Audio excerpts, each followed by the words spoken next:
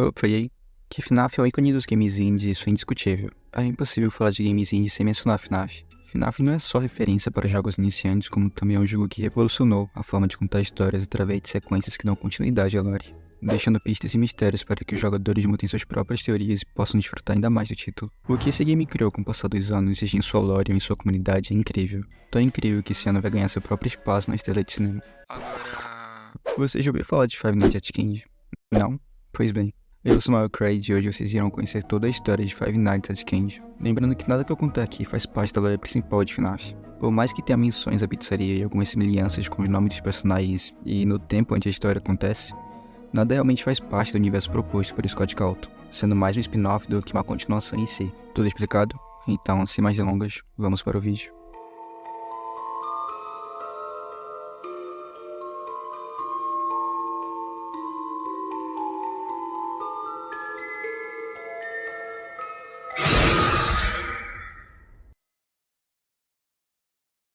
Tudo começa em 1960, onde somos apresentados uma criança de 6 anos, chamada Mary E. Schmidt. Mary é uma menina comum que vive com seu pai. Infelizmente, a sua mãe veio a falecer após seu nascimento, em 1954, lhe deixando somente uma lembrança, um origami azul em formato de gato. Mary vivia com seu pai, porém ainda assim ela sentia muita falta de sua mãe. Percebendo a tristeza da filha, o pai então decide criar uma franquia de personagens mascote, baseados no gato de origami, como forma de alegrar a filha e trazer boas lembranças a partir do presente da mãe. Então criou-se Gato e Rato, teatro de mascotes, onde seria um estabelecimento de entretenimento infantil. Lá os funcionários se vestiam dos dois mascotes da franquia, Cat, o gato, e Hat, o rato. Além dos mascotes, também tinha mais um responsável pelo entretenimento do teatro. Seu nome era The Puppeteer, que era um homem com boneco de marionete chamado Vine. The Puppeteer sempre fazia apresentações de fantoches no teatro, junto com Gato e Rato. Tudo parecia estar indo bem. O trabalho do pai de Mary era um sucesso, e seu teatro recebia muitas visitas das pessoas que levavam seus filhos para ver o show dos mascotes. Porém, Gato e Rato eram tão famosos entre as crianças do teatro que acabou deixando The Puppeteer de lado. Apesar de seu empenho no trabalho, Puppeteer sempre era ofuscado pelos mascotes do teatro, o que levou Puppeteer a ter uma certa inveja dos dois. Durante a semana houve várias apresentações, e Mary passou toda a semana brincando de esconde-esconde com os mascotes. Entretanto, os personagens Gato e Rato começaram a agir de forma peculiar. Os funcionários que utilizavam as fantasias de Gato e Rato passaram a trabalhar bêbados no teatro, o que levou Puppeteer a reclamar com os dois homens para não virem bêbados ao trabalho. Afinal, era um evento infantil, e a forma como os mascotes estavam agindo acabou assustando as crianças.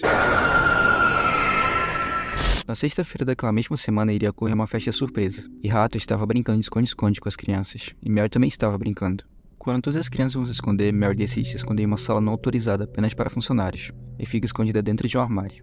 Mary acaba lendo um papel que revela qual seria a surpresa da sexta-feira, o nome real dos personagens. Inclusive o nome de um dos personagens, no caso o gato, se chamava Candy. Mary se esconde por um tempo ali, na esperança de Rato nunca encontrá-la, mas Rato entra na sala, e em poucos minutos, logo após aparece Puppeteer, dizendo para o Rato ir para casa porque estava bêbado e não podia trabalhar naquelas condições. O Rato recusa e os dois começam a discutir.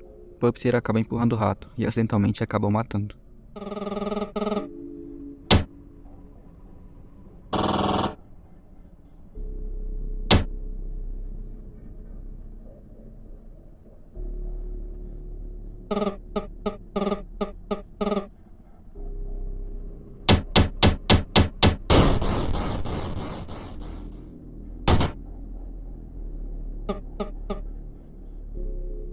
Logo em seguida aparece o gato. Ele pergunta ao Puppeteer o que havia acontecido.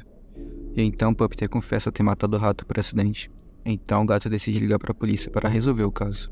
Puppeteer, desesperado e com medo de ser preso, acaba tomando uma decisão que se arrependeria por o resto da vida, dando início a um ciclo de vingança que se estenderia por séculos.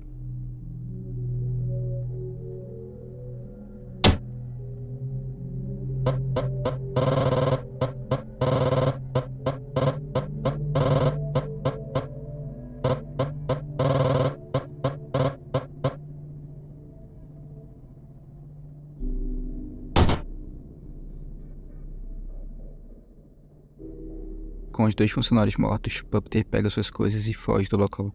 Mas mal sabia ele que Mary havia presenciado tudo. Mary saiu do estabelecimento horrorizada com o que tinha acabado de ver.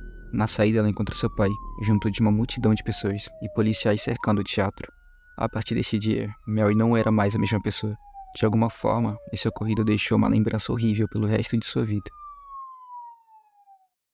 2 anos se passam após o acidente com os mascotes. Devido a isso, o teatro foi fechado, o que fez com que o pai de Mary perdesse sua carreira. Porém, as memórias daquele dia ficaram registradas na cabeça de Mary, que constantemente fazia acompanhamento psicológico para se recuperar das memórias do passado. Mas apesar de seus esforços, ela tinha pesadelos frequentes todas as noites com o gato e o rato. Até que seu psicólogo lhe aconselhou a usar uma fita gravada com músicas relaxantes para que Mary tocasse toda noite antes de dormir. Músicas essas que eram as mesmas que sua mãe escutava antes de dormir.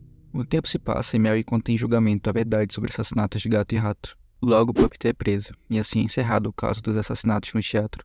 Um ano depois do encerramento do caso sobre o teatro, o pai de Mary queria dar continuidade à ideia de criar uma franquia de restaurantes com os antigos mascotes.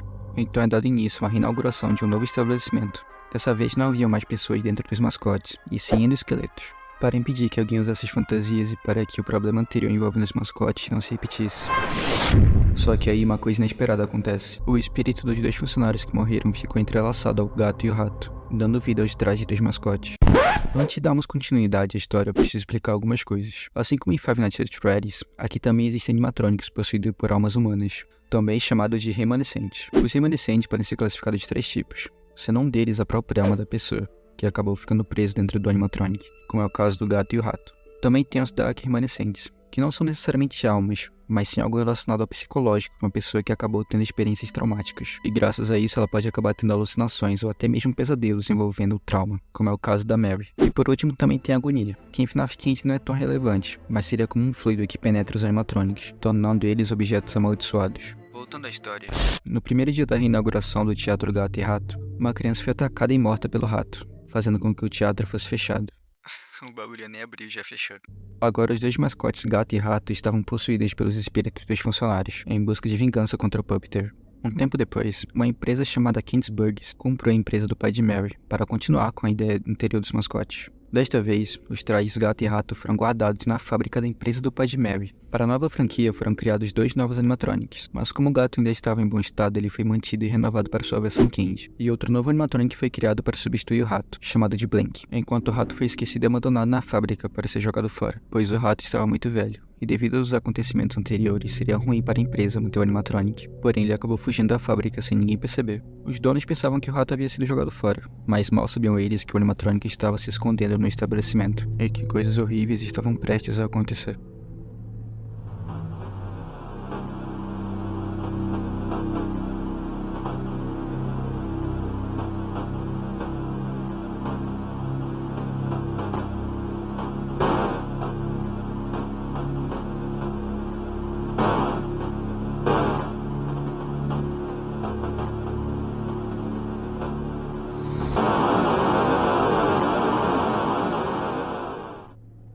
O endosqueleto do gato havia sido reaproveitado na sua nova versão Candy, cujo mesmo estava sendo possuído pelo espírito do antigo funcionário morto, lá em 1960, o que fez com que Candy pudesse andar pelo restaurante durante a noite, onde o mesmo estava sendo instruído pela alma do funcionário que possuía a forma de um gato. Essa entidade passou a ser conhecida como Shadow Candy, cujo mesmo estava controlando o Candy Blank, para enfim ter sua vingança contra o The Puppeteer. 23 anos se passaram, e em 1987 o restaurante Kingsburg foi finalmente reinaugurado. E em um certo dia, um homem e seu filho visitam o tal restaurante que havia acabado de ser aberto. Neste dia tudo ocorria bem, até que Candy, que estava vagando pela hamburgueria, encontra um garoto chorando. E esse menino era nada mais nada menos do que o filho do The Puppeteer. Após tanto tempo preso, Puppeteer esteve em liberdade e queria recomeçar a vida novamente. Então, junto de seu filho, ele decide visitar o novo restaurante. Porém, mal sabia o coitado que o passado estava lá para assombrá-lo. Candy vai até Puppeteer e finalmente executa sua tão esperada vingança, matando o ex-marionetista, o que ocasionou mais um fechamento da Kingsburgs. Os animatronics foram devolvidos às fábricas e então surge mais uma entidade, o Vine, ou Reverse Puppet. O espírito do The Puppeteer ficou entrelaçado à sua própria marionete, que ele usava em seus shows de fantoche. Ao mesmo tempo, ele descobre que o gato e o rato estavam possuídos pelos espíritos dos funcionários que ele matou em 1960. No dia 22 de setembro de 1970, as antigas câmeras de vigilância da fábrica onde estavam os animatronics foram substituídas por novos modelos, dessa vez mais modernos. 2 funcionários foram pagos para trabalhar a noite inteira para desenvolver o novo Candy, que substituiria o antigo. Ao mesmo tempo, outros novos animatronics seriam criados para o restaurante, como Cindy, Chester e Penguin. A partir dali, uma nova franquia seria criada, com o nome de Candy Burgers Fries. Naquela mesma noite, o rato que esteve escondido na fábrica durante todo esse tempo reaparece. O gato e o rato capturam os 2 funcionários, levando-os para a esteira onde seria fabricadas as partes do endosqueleto de Candy e Cindy. E lá eles são brutalmente triturados na esteira, junto com as partes dos robôs, morrendo instantaneamente. Seus espíritos ficam presos nos robôs de Candy e Cindy, que seriam fabricados para o restaurante, deixando as almas dos gêmeos presas.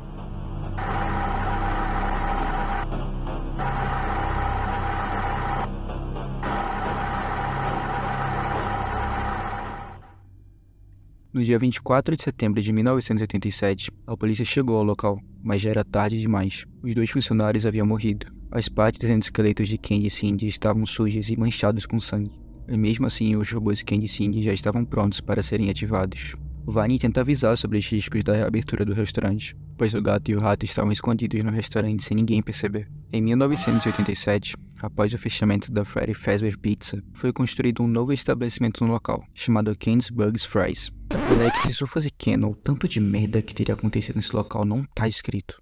Com a abertura do novo estabelecimento, novos funcionários foram contratados para trabalhar na hamburgueria, e em menos de uma semana, o rato e o gato fizeram 3 vítimas. Logo, suas almas acabaram possuindo Chester, Blank e Penguin. Outro funcionário também foi atacado, mas diferente dos outros, esse conseguiu confrontar os animatronics e sair vivo, mas logo em seguida demitido por arrancar o braço de um dos animatronics. E logo após isso, a informação de que os mascotes podiam se mover durante a noite veio a público. E graças a isso, temos a volta de Mary, que fica sabendo das notícias do novo restaurante. Já adulta, Mary decide trabalhar na Ken's Burgers para tentar resolver por fim toda aquela situação. Mary passou 5 noites no restaurante, e logo na 6ª noite, ela reencontra um de seus traumas do passado. Ela avista o rato em uma das câmeras. Assim, ela passa a ter certeza de que os boatos eram verídicos e que os animatrônicos podiam se mover durante a noite. Mary tenta avisar o dono do estabelecimento sobre os eventos que estavam acontecendo no local. Porém, sem muitas opções, ela decide destruir os animatronics, Candy e Cindy, como forma desesperada de pôr um fim a tudo aquilo, já que o dono estava mais preocupado com os problemas financeiros do estabelecimento. No decorrente disso, ela acaba sendo demitida do local, e após 2 anos o restaurante é aberto novamente, em 1989, onde Candy e Cindy teriam suas novas versões Toys. Rhett ainda estava preso na fábrica, então ele aproveita que o animatronic Chester vai até a porta da fábrica e o destrói.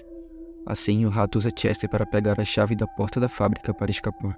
Após o rato sair de lá, ele consegue passar por todos os outros animatronics sem ser notado, até chegar no escritório, onde ele faz mais uma vítima. Desta vez, ele ataca um dos guardas noturnos, o matando. A polícia havia sido chamada durante a noite para investigar o local, até que eles encontram Candy se mexendo pela hamburgueria. Ao pensar que o Candy era o verdadeiro assassino, a Ken's Burgers Fries é fechada para sempre, e todos os animatronics são descartados. Após todos os acontecimentos, chegamos em 2007. Os animatronics foram esquecidos na fábrica, onde todas as almas estavam juntas, inclusive o gato e o rato. Os causadores de tudo aquilo também estavam lá. Todos eles ficaram ali, por 14 anos. Mary teve uma filha chamada Marlene Eastwood, que já tinha seus 17 anos. Marlene foi desafiada a ficar 5 noites na fábrica com os animatronics, pois haviam boatos de que eles podiam andar durante a noite. Ela encontra o gato e o rato. Após passar 6 noites lá, ela conta para sua mãe Mary, que havia pensado que o gato e o rato tinham sido esquecidos para sempre após o fechamento da Ken's Burgers Fries. Mais uma vez, Mary decide trabalhar nessa fábrica para dar um fim ao gato e o rato. Então, Mary sobrevive mais um pesadelo com seus monstros do passado. Assim, Mary passa 2 noites contra os animatronics, incluindo os outros que haviam sido mortos por o gato e o rato. Mary coloca fogo na fábrica, onde todos os animatronics foram queimados, e suas almas são libertas após anos de sofrimento. O gato e o rato, os causadores de tudo, também são queimados. E as almas daqueles 2 funcionários finalmente são livres, junto às outras almas inocentes. Porém, ainda não acabou. O responsável que deu início a todo esse ciclo de vingança, e o vilão por trás dos assassinatos do gato e o rato, ainda está livre e vagando por aí. O que será que essa história ainda tem para nos mostrar? Bom, aguardo ansiosamente para descobrir. É isso. Muito obrigado por ter assistido até o final. Todos os créditos estarão na descrição. Se você gostou, se inscreva no canal para não perder mais nenhum dos próximos vídeos que estão por vir. De verdade, eu fico muito feliz por todo o apoio que o canal tem recebido durante todo esse tempo. E por mais que tenha passado bastante tempo sem postar vídeo, é legal ver a comunidade que tem se formado aqui no canal. Bom, eu vou ficando por aqui e até o próximo vídeo. Falou, falou.